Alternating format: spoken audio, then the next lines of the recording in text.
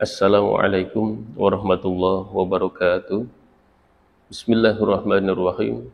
Innal hamdalillah wassalli wa sallimu ala Rasulillah wa ala alihi wa sahbihi dzawil ulumi wal hikmah. Amma ba'du fa ya ibadallah usikum wa nafsi bi taqwallah faqad fazal muttaqun. Pada kesempatan kali ini kita akan membahas tentang kenapa sholat Jum'ah itu khutbahnya lebih dulu daripada pelaksanaan sholatnya. Tidak seperti sholat-sholat lainnya, seperti sholat Idul Fitri, sholat Idul Adha, sholat istisqa, sholat minta hujan, sholat kusuf gerhana matahari, sholat khusuf gerhana bulan, itu pelaksanaan khutbahnya adanya di akhir. Jadi mendahulukan sholat daripada khutbahnya. Sedangkan sholat Jumat, pelaksanaannya itu khutbah dulu baru sholat. Nah, di dalam kitab Tafsir Munir, Marohla bin Syekh Nawawi bin Umar bin Arubi Tanar al-Bandani menjelaskan di dalam tafsir surah Al-Jumu'ah ayat terakhir yaitu ayat ke-11. Di sini beliau mengutip asbab nuzul atau sebab-sebab diturunkannya. Beliau mengatakan qala Muqatilun, berkata Imam Muqatil, inna Dihyatal Kalibi, bahwasanya seseorang bernama Dihyatul Kalibi qabla ayya, selama sebelum memeluk Islam, jadi pada saat masih kafir, akbala bitijaratin minasyam, adalah seorang saudagar yang baru tiba dari negara Syam ke Madinah. Wa kana ma'ahu min anwa'i tijarah. Dihyatul Kalibi datang membawa beraneka ragam macam dagangan. Wa kana yatalaqahu ahlul Madinah bitobli wasoki. Kedatangan Dihyatul Kalibi ini disambut oleh penduduk Madinah dengan tabuhan rebana dan juga tepuk tangan yang meriah. Wa kana dzalika fi yaumil Jum'ah, dan kejadian itu terjadi pada hari Jum'ah. Wan Nabiyyu sallallahu alaihi wasallam qaimun 'alal mimbar yakhutubu, posisi Kangjeng Nabi sedang berkhutbah di atas mimbar.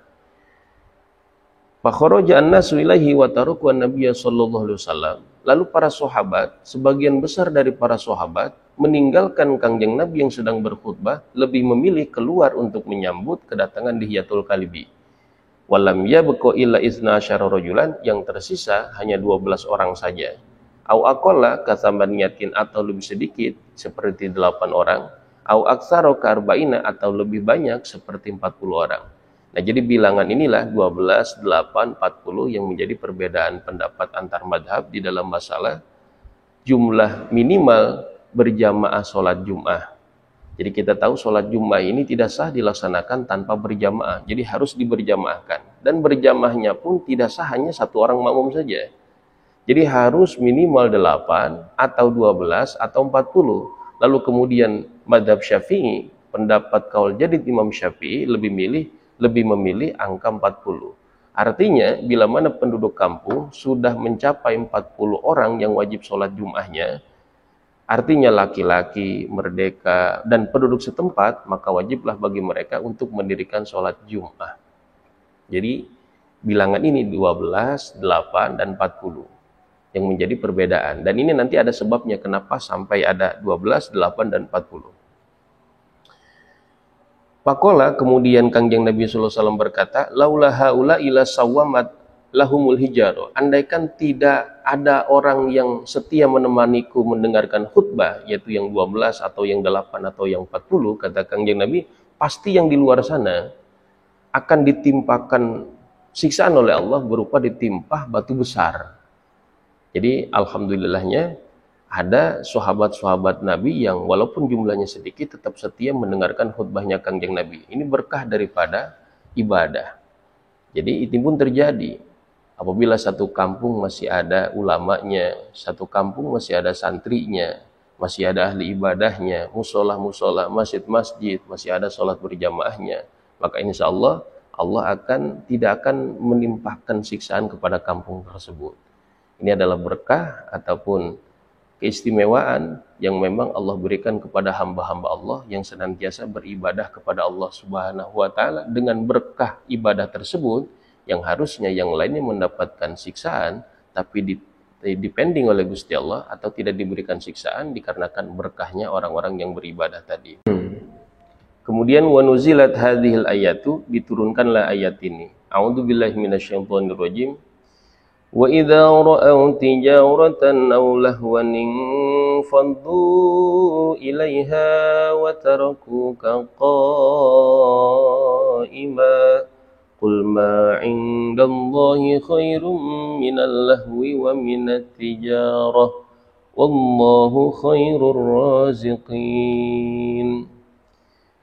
Lalu kemudian wa kana minal ladzina ma'ahu Abu Bakrin wa Umar, di antara sahabat yang tetap setia mendengarkan khutbah Kangjeng Nabi di mana yang lainnya keluar menyambut saudagar Dihyatul Kalibi itu adalah sahabat Abu Bakar Siddiq dan Umar bin Khattab. Jadi dua sahabat ini luar biasa sekali keimanan dan kekuatan keimanannya itu dibuktikan pada saat yang lain keluar menyambut kedatangan Dihyatul Kalibi, tapi Abu Bakar Siddiq dan Umar bin Khattab lebih memilih fokus beribadah mendengarkan khutbah Kangjeng Nabi.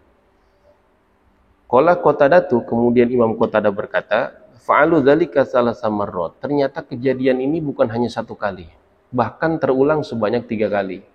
Dan mungkin inilah yang menjadi sebab kenapa bilangan riwayatnya berbeda-beda.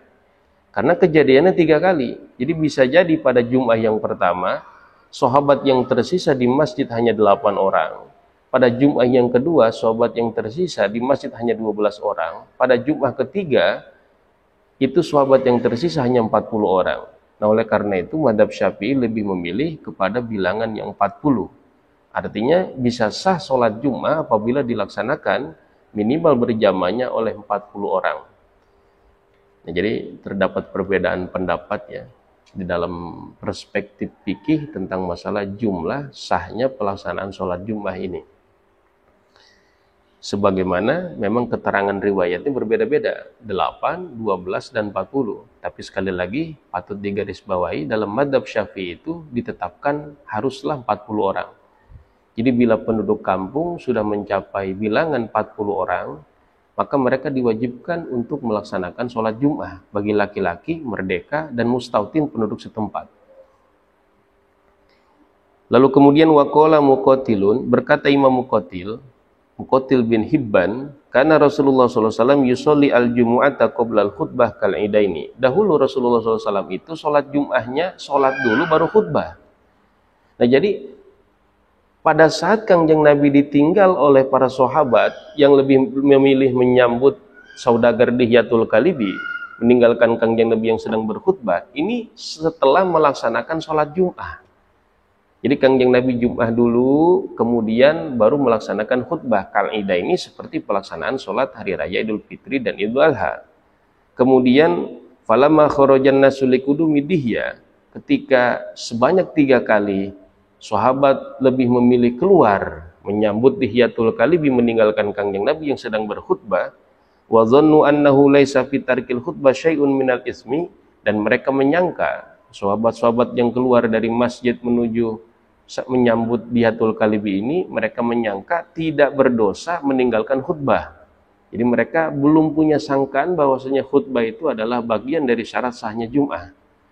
Anzalallahu hadil ayata, Allah kemudian turunkan ayat ini. Akhirnya faqaddama an-nabiyyu sallallahu alaihi wasallam al-khutbata wa akhara as-sholata. Kangjeng Nabi kemudian merevisi pelaksanaan khutbah ini menjadi khutbah dulu baru kemudian sholat. Jadi pada saat setelah kejadian ini, setelahnya Kangjeng Nabi khutbah Jum'ah dulu baru melaksanakan sholat Jum'ah. Dan akhirnya oleh para ulama-ulama atau imam-imam madhab ditetapkan diantaranya oleh Imam Syafi'i, tidak sah sholat Jum'ah apabila tidak khutbah, dan khutbahnya harus qabla sholati, sebelum melaksanakan sholat Jum'ahnya. Jadi hikmahnya seperti itu. Oleh karenanya dari keterangan ini dalam tafsir Munir Syekh Nawawi bin Umar bin Arabi Tanar al-Bantani dapat kita ambil pelajaran. Pertama, bahwasanya apabila ibadah itu sedang dilaksanakan, maka kita harus fokus.